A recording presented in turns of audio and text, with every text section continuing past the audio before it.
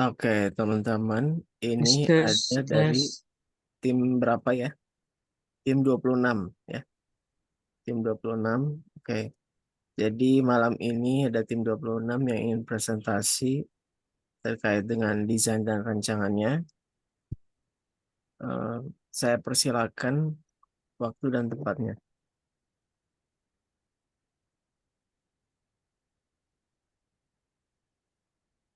Ya, silakan.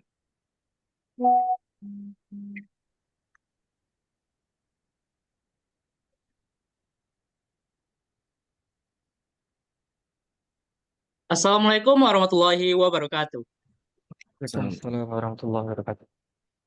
Selamat Wabarakatuh. malam. Oh, Selamat malam. Salam sejahtera bagi kita semuanya. Om Swastiastu, Namo Buddhaya, salam kebajikan.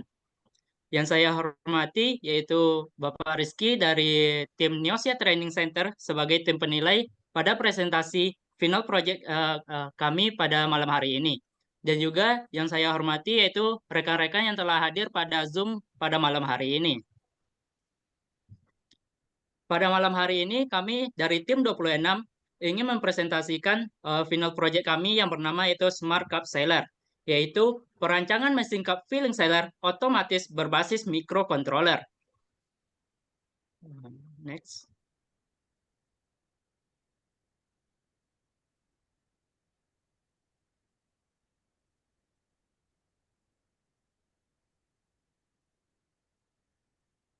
Nah, pada malam hari ini kami belakang. Baik, pada malam hari ini kami ingin membahas beberapa hal yaitu pertama latar belakang, rumusan masalah, tujuan, metode, desain, analisis desain, dan costing. Sebelum masuk kepada latar belakang, kami dari tim 26 ingin memperkenalkan struktur tim. Yang pertama, perkenalkan nama saya Emilia Ansori dari Universitas Negeri Padang dengan mentor yaitu Mentor 9.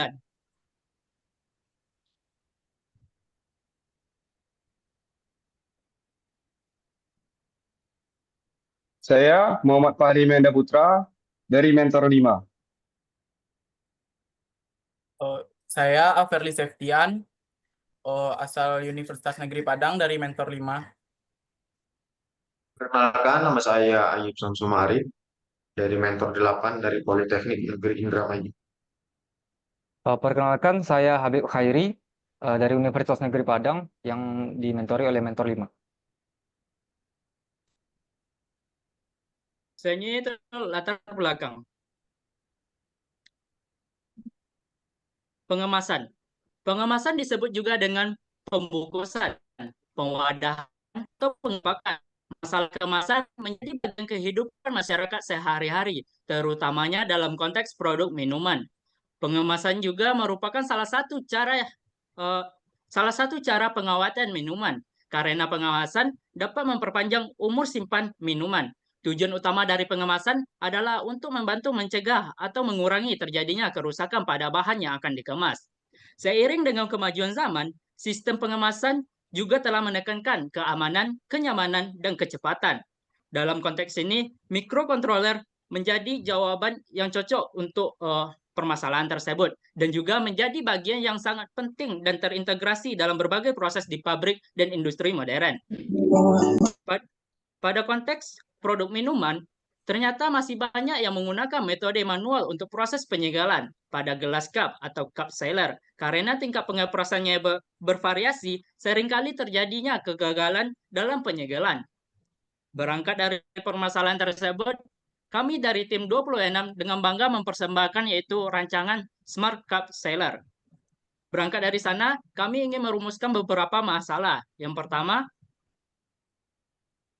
bagaimana cara untuk merancang mesin cup filling sealer otomatis dengan menggunakan kapasitas satu line yang efisien dan dapat dikendalikan dengan menggunakan microcontroller sehingga memenuhi kebutuhan industri kecil dan usaha mikro. Yang kedua yaitu bagaimana cara untuk merancang sistem kontrol menggunakan Arduino Mega 2560. Nah, berangkat dari rumusan masalah tersebut, kami ingin mencapai tujuan yaitu yang pertama,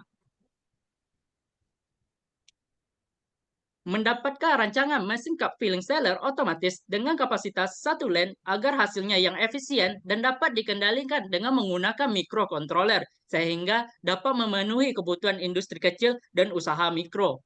Nah, microcontroller ini berfungsi sebagai untuk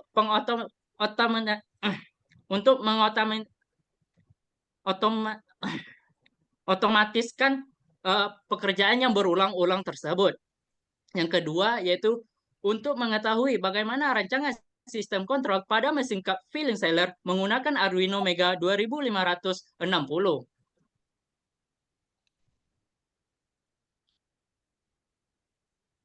Next. Oh, baiklah. Untuk bagian dari komponen-komponen yang ada di alat yang kami rancang, saya akan menjelaskannya. Yang pertama mulai dari komponen elektronik. Komponen elektronik yang kami gunakan itu, yang pertama ada Arduino Mega 2560 sebagai microcontroller yang akan mengatur semua pergerakan elektrikal dari alat ini.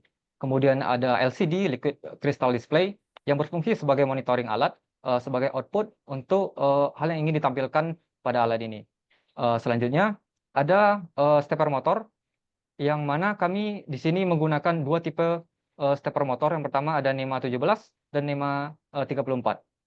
NEMA 17 sendiri itu digunakan untuk pergerakan-pergerakan yang tidak terlalu berat, sedangkan NEMA 34 itu digunakan karena memiliki torsi yang besar. Hal ini digunakan nantinya pada proses penekanan di mesin cup sealer. Kemudian ada driver motor dari stepper motor tersebut. Kemudian ada pompa air DC dan relay sebagai pengatur tempo dari kerja alat.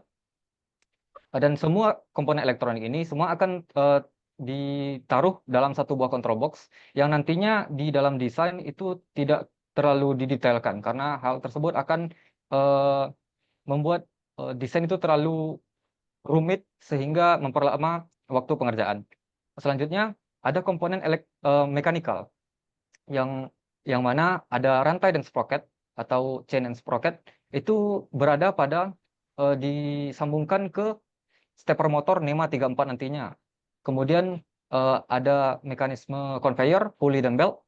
Kemudian ada juga poros, bearing, baut dan mur, dan metode weldment untuk pengelasan rangka.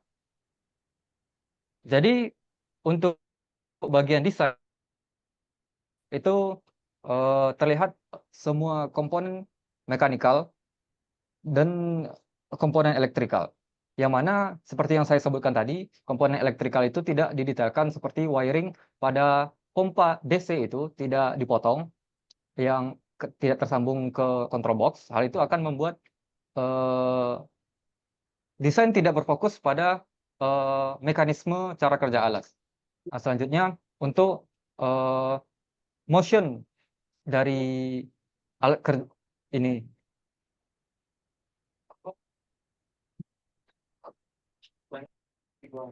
Kerja alat ini diatur oleh Arduino Mega yang hanya ditekan oleh satu tombol, kemudian menggerakkan semua tipe stepper motor. Conveyor bergerak ke tengah, menurunkan cup, kemudian bergerak ke samping, dan pompa bekerja untuk mengisi cup tersebut. Lalu conveyor bergerak ke alat sealer untuk menutup cup yang telah berisi air, dan selanjutnya ditindaklanjuti ke proses serving atau siap untuk diambil.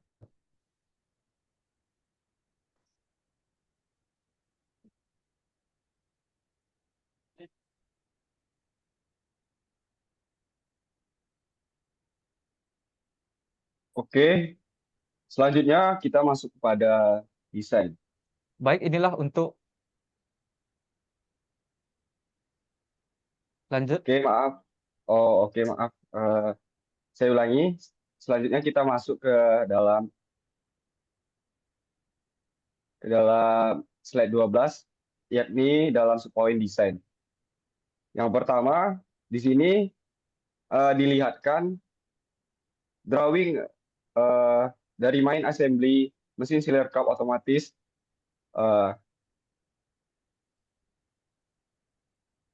Main assembly ini terdiri dari 9 sub assembly. Yang pertama ada sub AC piping, yang kedua ada sub AC part sealer cup, yang ketiga ada mekanisme motor pengangkat, yang keempat ada mekanisme conveyor sealer, yang kelima ada mekanisme motor pengangkat cup gelas, yang keenam ada gear rantai dan casing, yang ketujuh ada sub AC rangka, yang ke-8 ada plate cover, yang ke-9 ada plate body.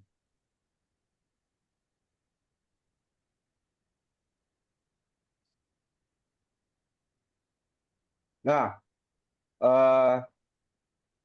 untuk maaf, mundur. Bisa dimundur. Nah, untuk selanjutnya ini ada settingan explode drawing dari mesin sealer cup otomatis.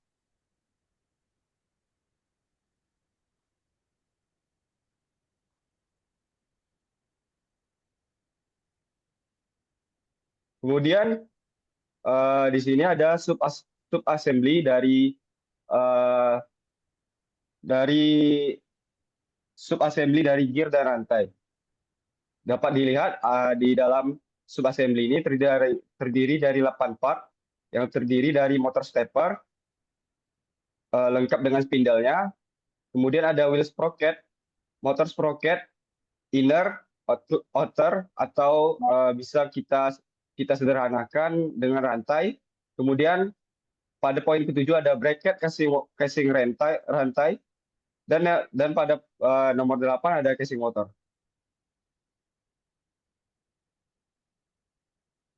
Selanjutnya di sini dijelaskan drawing dari sub assembly mekanisme conveyor. Dapat kita lihat pada sub assembly ini terdiri dari 8 part.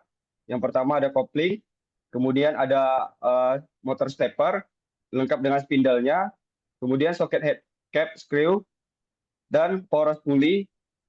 Kemudian ada belt dari mesin cup sealer ini. Next.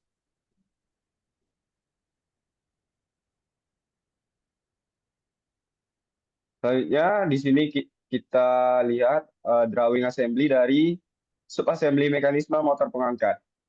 Dapat dilihat di sini pada sub assembly ini terdiri dari 13 part. Yang pertama itu ada hex nut, grade atau ulirnya, yang kedua ada coupling, yang ketiga ada motor stepper dengan spindle-nya, yang kelima ada ulir, socket hex cap, yang keenam ada UCP21 atau itu bracket ya, bracket dengan bus dengan busingnya. Kemudian pada poin ke-7 ada socket head cap, pada poin ke-8 ada poros pengangkat 1, pada poin ke-9 ada poros pengangkat 2, yang ke-10 ada rangka pengangkatan glass cup, yang ke-11 ada poros 4, ke-12 ada pengait dari mesin cup filling sealer ini, yang ke-13 ada sub assembly dari mekanisme motor pengangkat. Next. Kemudian pada slide selanjutnya dapat dilihat sub assembly dari ini tempat gelas akan diletakkan. Pada sub assembly ini terdiri dari 5 part. Yang pertama ada motor stepper, yang kedua ada spindle, yang ketiga ada socket head cap atau ulirnya, yang keempat ada rotating rubber, yang kelima ada cup holder. Di sini dijelaskan ketebalan dari platnya sendiri itu 2 mm. Kemudian di sini ada sub assembly dari cover atau casing dari mesin cup filling sealer.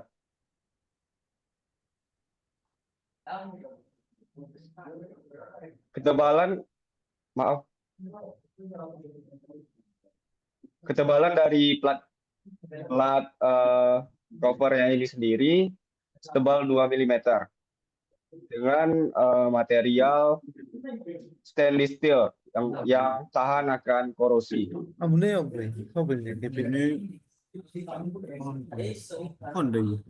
Next, next.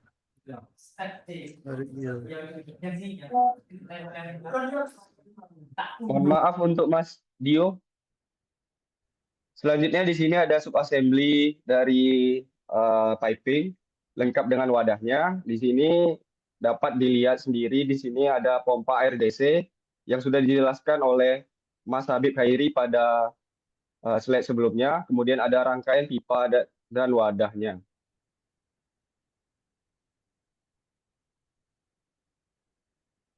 Untuk ketebalan plat dari wadah itu sama dengan plat cover casing sebelumnya, yakni 2 mm. Next. Kemudian ada subassembly dari rangka. Di sini rangka mesin sealer cup dibuat dengan material galvanis dengan ketebalan 50, maaf saya ulangi, dengan ukuran 50 kali 50 kali 3 mm. Rangka ini telah diuji dengan analisis FAA, atau dapat kita simpulkan itu analisis struktur dari rangka ini, atau dalam bahasa Inggrisnya itu finite element analysis. Kemudian untuk plat-plat pendukung dari rangka ini, kami membuat plat setebal 2 mm yang diintegrasikan pada rangka ini dengan proses las. Next. Baik, saya akan menjelaskan pada poin analisis. Metode analisis bertujuan untuk mengevaluasi dan memastikan kinerja, kekuatan, serta ketahanan desain suatu produk atau komponen virtual yang akan diproduksi.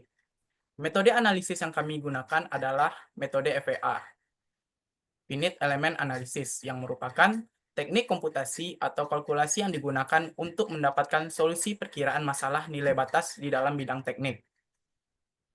Jadi, yang pertama yang saya analisis adalah rangka utama dari Smart Cup Sealer, yang bertujuan untuk mengetes apakah rangka tersebut bisa menopang atau dibebani oleh part-part produk tersebut.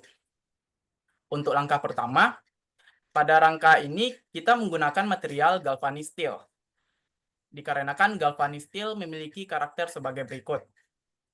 Berdasarkan jurnal yang saya baca, galvanized steel memiliki karakteristik tahan korosi yang baik, yang kedua tahan lama, yang ketiga cukup mudah untuk dibentuk dan ditekuk. Next. Yang kedua adalah fixed geometry. Fixed geometry bertujuan untuk menetapkan titik atau area tertentu pada model yang tidak akan bergerak atau kaku.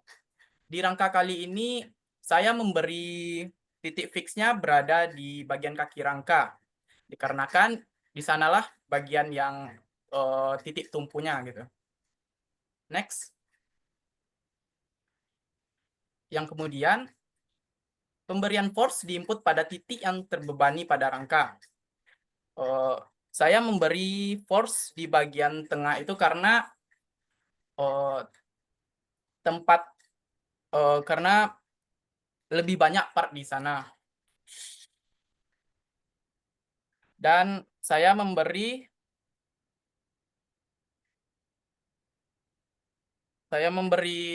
force sejumlah 50 Newton. Lanjut.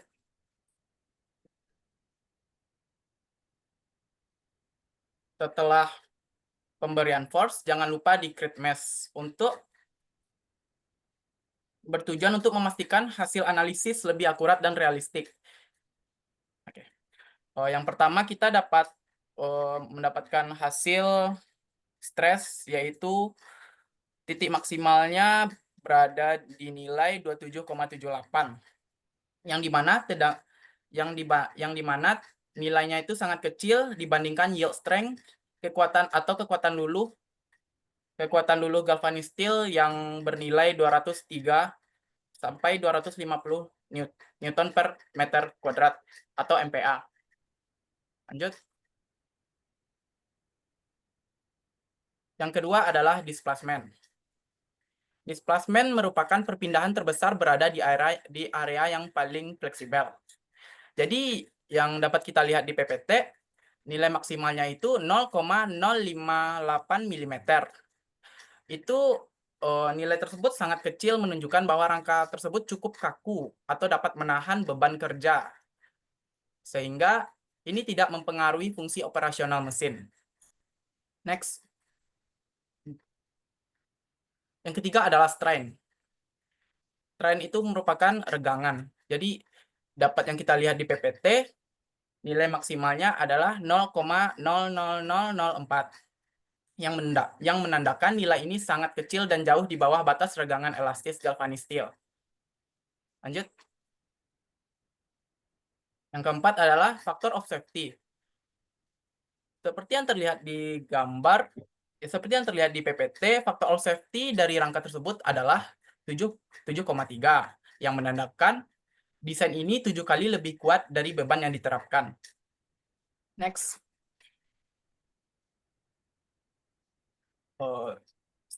Setelah itu, analisis keduanya, kita akan menganalisis bagian bar di belt conveyor pada produk Smart Cup Sealer, yang dimana gerakan belt conveyor bolak-balik dari kiri ke kanan, sehingga kita harus melakukan analisis pada bar yang menjadi titik tumpuan, dengan cara membagi 3 titik, yaitu titik kiri, titik kanan, dan titik tengah.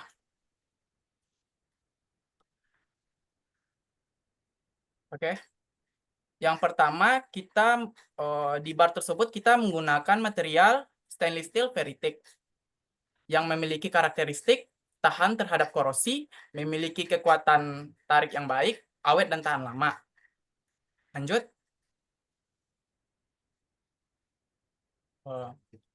Untuk pemberian fix geometri di input pada bagian yang dilas. Contohnya di bagian sisi kiri dan sisi kanan si bar tersebut. Lanjut. Untuk pemberian force pertama kita lakukan di titik kanan terlebih dahulu. Jadi saya menginput force sejumlah 100 Newton atau kisaran 10 kilo. Next. Setelah pemberian force, jangan lupa melakukan crit mesh untuk mendapatkan hasil yang lebih akurat. Oke, kita mendapatkan hasilnya yang dimana kita mendapatkan nilai stres sejumlah 25,4. Di mana tegangan maksimum 25,4 tersebut sangat kecil dibandingkan yield strength stainless steel veritic yang bernilai 1723 MPa. Next.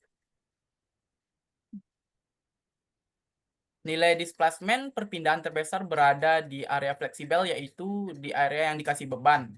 Nilai maksimalnya 0,2 mm, yang dimana nilai itu sangat-sangat kecil, menunjukkan bahwa bar pada titik di kanan itu cukup kaku untuk menahan beban kerja. Atau dia tidak mempengaruhi fungsi operasional mesin. Next. Oke, yang ketiga adalah strain. Strain. Nilai maksimalnya 0,0001 yang menandakan nilai ini sangat kecil dan jauh di batas regangan elastik stainless steel veritic. Next. Oke, ini untuk faktor of safety yang titik bagian kanan didapatkan hasil 6,8 faktor of safety-nya yang menandakan desain ini 6 kali lebih kuat dari beban yang diterapkan. Lanjut. Next. Next. Yang kedua adalah pemberian titik di tengah. Jadi saya memberi force yang sama seperti sebelumnya, yaitu 100 Newton atau sekitar 10 kilo. Next. Hasil dari stresnya yaitu hasil dari stres tersebut nilai tertingginya 45,926 yang dimana nilai tersebut sangat kecil dibandingkan yield strength dari stainless steel very thick. Lanjut. Yang kedua, nilai displacement-nya. Nilai maksimal displacement-nya bernilai 0,576 mm. Nilai tersebut sangat kecil, menunjukkan bahwa bar titik di tengah ini tidak mempengaruhi operasional kinerja mesin. Next. Yang ketiga, titik strain. Nilai maksimalnya 0,00018 yang menandakan nilai sangat kecil jauh di batas regangan elastik stainless steel very thick. Yang keempat adalah faktor of safety dari pemberian force titik tengah. Kita mendapatkan hasil faktor of safety-nya 3,8 yang menandakan desain ini 3 kali lebih kuat dari beban yang diterapkan. Lanjut. Yang ketiga adalah pemberian titik di bagian kiri. Seperti sebelumnya, saya menginput lagi 100 Newton di titik bagian kiri. Lanjut. Untuk hasil yang didapatkan hampir-hampir sama seperti yang di bagian kanan, yang dimana nilai stresnya 25,36 MPa. Nilai tersebut sangat kecil dibandingkan yield strength stainless steel very thick. Lanjut. Untuk nilai displacement-nya sama ya kayak yang di titik kiri, yaitu 0,2 mm. Nilai tersebut sangat kecil sehingga alat ini tidak mengganggu operasional fungsi mesin. Next. Yang ketiga adalah strain. Nilai strain maksimalnya 0,0001 yang menandakan nilai ini sangat kecil dan jauh di batas regangan elastis stainless steel very thick. Next. Untuk faktor of safety-nya 6,8 yang menandakan alat ini bagian titik di bagian kiri sangat-sangat aman. Yang artinya desain ini 6 kali lebih kuat dari beban yang ditetapkan.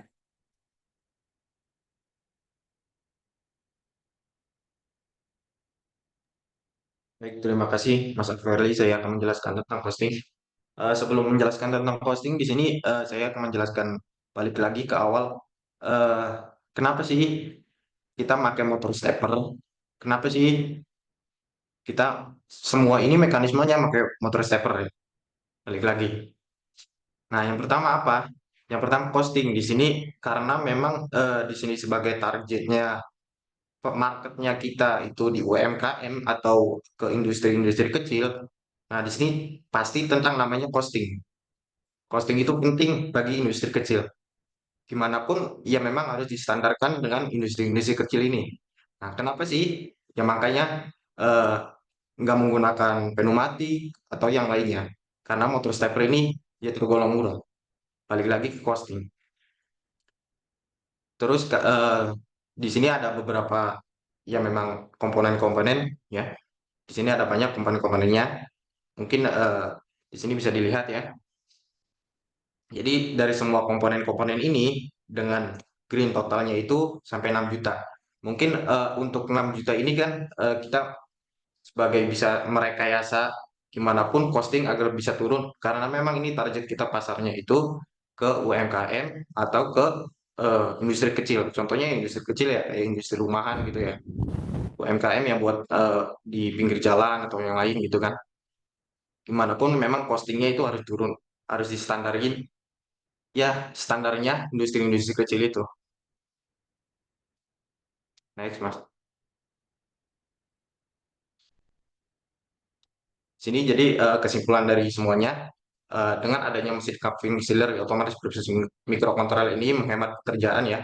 Ya pasti dong menghemat pekerjaan karena kan memang di sini belum apa ya, belum secara otomatis gitu bagi UMKM. Mungkin ada, tapi kan masih cost-nya itu masih mahal. Ya. Jadi gimana menghematnya? Jadi cost di sini penting ya bagi buat target kita sebagai pasarnya itu UMKM. Terus yang pasti ya manpower-nya itu ya udah nggak ada, tinggal kita kita tinggal klik itu lah settlernya aja, otomatis nanti akan jadi produknya. Gitu. Next, Mas. Jadi sarannya yang di sini ya, yang pasti mungkin banyak ya saran-sarannya dari hasil desain ini. Mungkin masih bisa saran dari apa namanya dari ya sebagai target pasarnya mungkin apa aja sih yang kekurangan dari desain ini gitu. Mungkin saran-saran mungkin dari situ. Udah Mas. Kembali lagi ke moderator. Terima kasih. Eh, Baik, sekian presentasi dari kelompok tim 26. Terlebih dan terkurang saya mohon maaf. Saya kembalikan kepada Bapak Rizky. Nah, oke. Eh, ya, tim ini saya rasa tim yang paling lengkap penyajian drawingnya dari assembly, sub-assembly, terus juga ukuran-ukurannya ya. Saya sangat apresiasi hasil kerja teman-teman di sini ya. Terus juga hasil analisis dan penjelasannya juga cukup memuaskan ya. Karena teman-teman di sini menjelaskan dengan cukup baik menurut saya. Sampai dikasih tahu materialnya, terus proses mulai dari pre-processing sampai hasil dari analisisnya itu bagus banget. Oke. Coba kembali ke bagian apa ya? Ke bagian gambarnya dulu. Saya pengen lihat.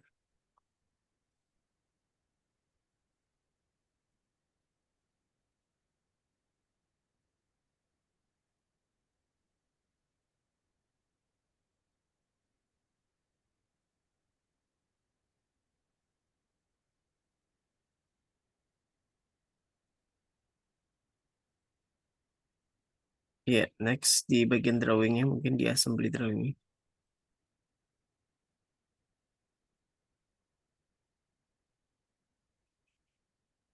Oke, ya ini berarti final desainnya ya. Panel desainnya itu udah full cover dengan panel-panel LED gitu ya. Ini bagus ya. Sebelumnya kan yang masih desain awal itu masih expose semua ya.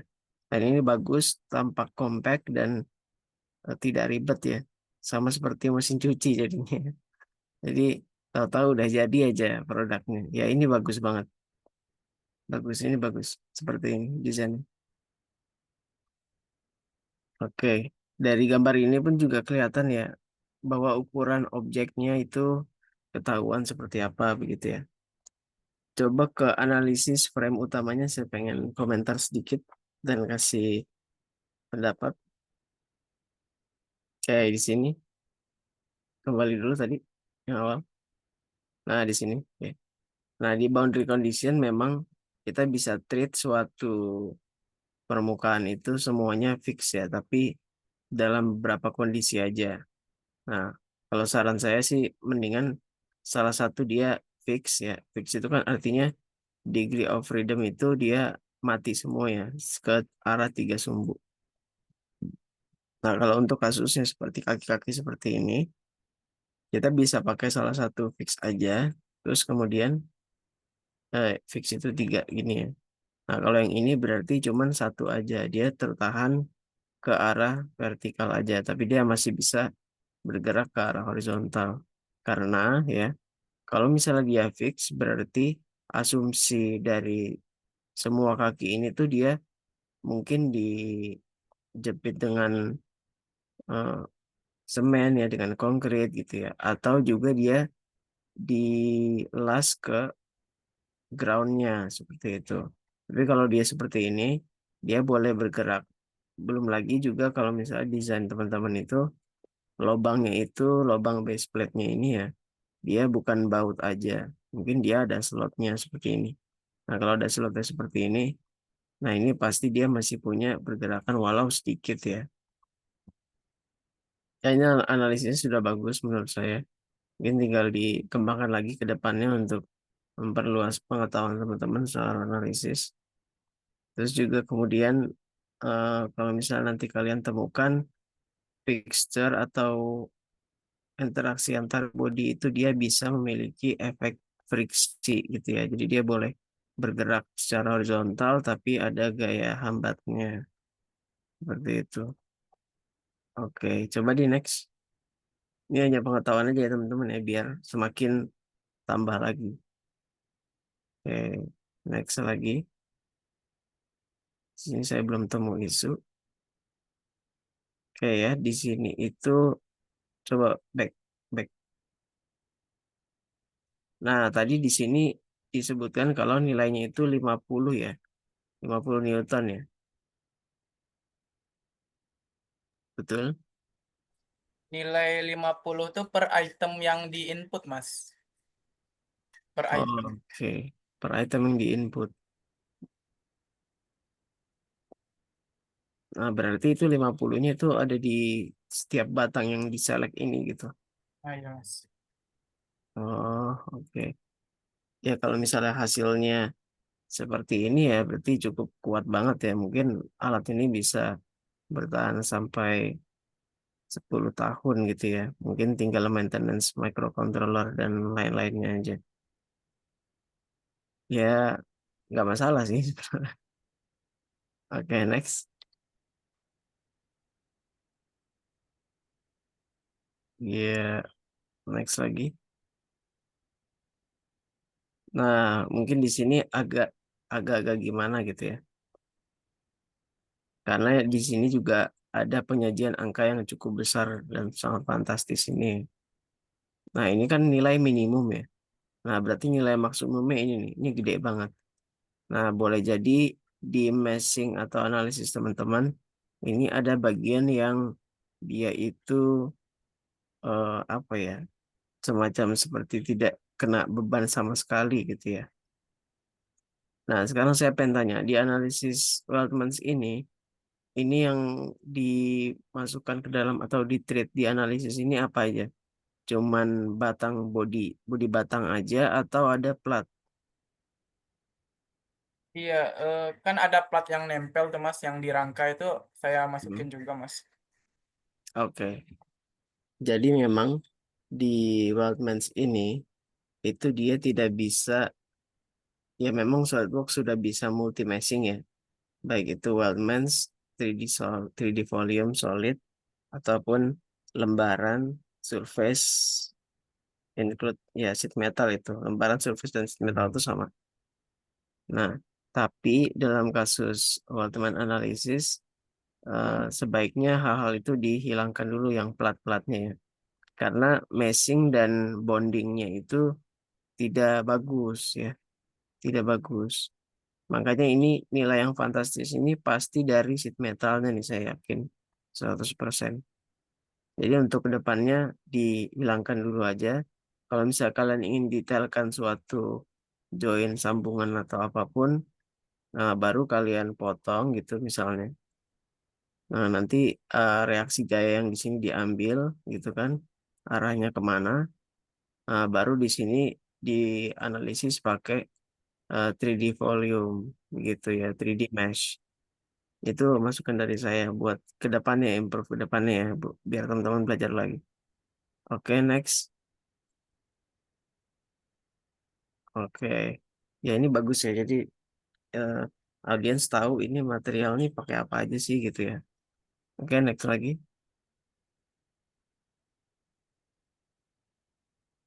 Ya, di sini ada mode-mode analisis ya.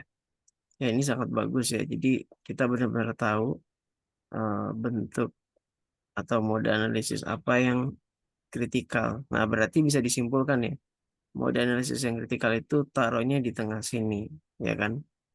Karena di situ dia punya displacement yang paling besar ya, walaupun cuma 0,5 mili gitu ya. Oke. Ya udah, ini di next aja. Itu aja sih komentar dari saya soal desainnya teman-teman ya.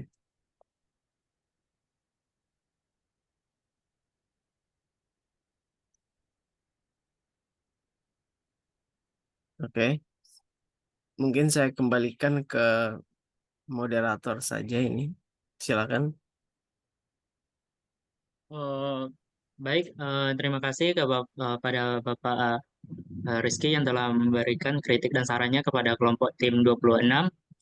Eh, Mungkin sekian presentasi dari kelompok tim 26. Terlebih dan terkurang, saya sebagai perwakilan dari kelompok tim 26, mohon maaf. Assalamualaikum warahmatullahi wabarakatuh.